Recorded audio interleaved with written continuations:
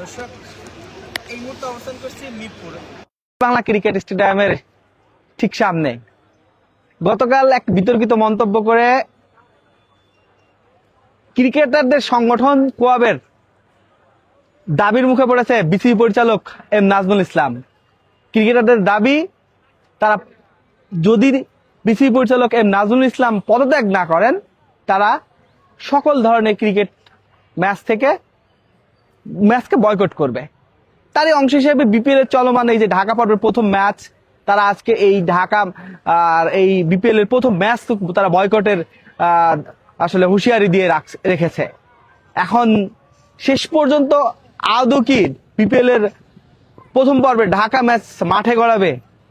তবে মিরপুরে এই মুহূর্তে যেমনটা চিত্র আমি এসে দেখেছি, সবকিছু ঠিকঠাক, দর্শকরা আসছে, এখানে নিরাপত্তা ব্যবস্থা মোটামুটি চলমান রয়েছে।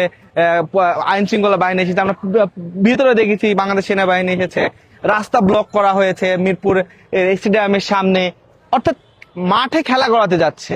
তবে এই সিদ্ধান্ত আসলে কতটুকু আসলে ফলপ্রসূ হতে যাচ্ছে যে বিসিবি পরিচালক এম নাজমুল ইসলাম পদত্যাগ করবেন, এখন পর্যন্ত কোনো নিশ্চয়তা পাওয়া যায়নি। তবে একটি বিষয় দর্শক আপনাদের জানিয়ে রাখি যে যেমনটি আমরা আসলে জানতে পেরেছি যে ক্রিকেটারদের সংগঠন কোয়াব, সেই সংগঠনের সভাপতি মোহাম্মদ মিঠুন, তিনি কিন্তু আসলে বলেছেন যে আসলে কোনোভাবেই যেন তারা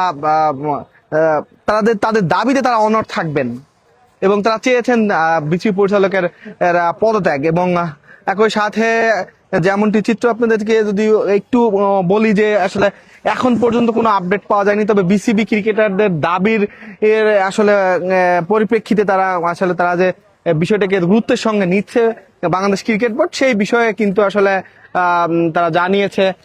তিনি আসলে বলেছেন যে আসলে এই তারা চিন্তিত, তারা বিষয়টি গুরুত্বের সঙ্গে নিচ্ছেন, এমনটি কিন্তু জানিয়েছেন, আমরা জানতে পেরেছি।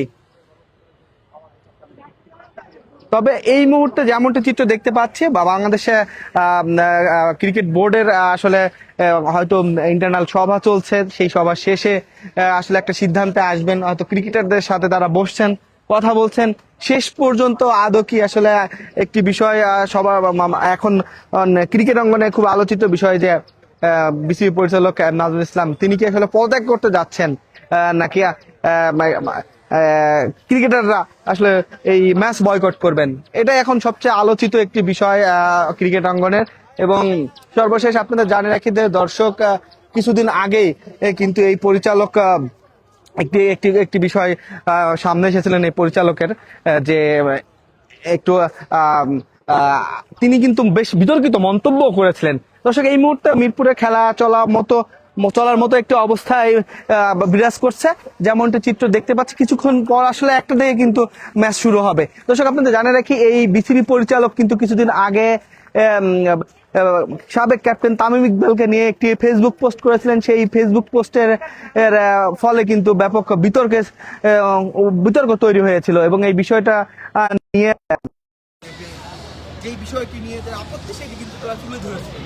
ঠিক তার কিছুদিন পরে ঢাকা পর্বের প্রথম ম্যাচ শুরু হওয়ার আগের দিন সন্ধ্যায় এই পরিচালক এম নাজমুল ইসলাম তিনি কিন্তু বলেছেন, তিনি বিসিবির অর্থ বিভাগের প্রধান, তিনি বলেছেন যে ক্রিকেটারদের পেছনে আমরা এত টাকা খরচ করি, ক্রিকেটাররা যদি না খেলে তাহলে কি আমরা তাদের কাছ থেকে কোনো টাকা ফেরত চাই?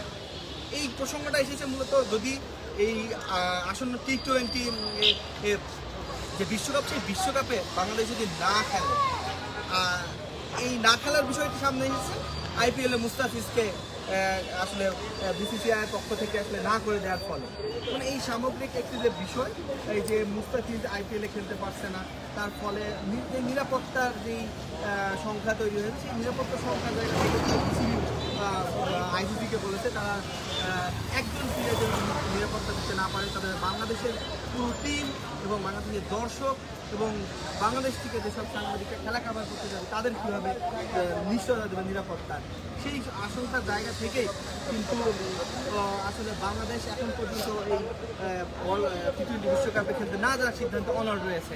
এবং এই বিষয়টি নিয়েই কিন্তু গতকাল গণমাধ্যম কর্মীদের মুখোমুখি হয়েছিলেন নাজমুল ইসলাম, এবং তিনি ওই সময় মন্তব্য করে বসেছিলেন যে আসলে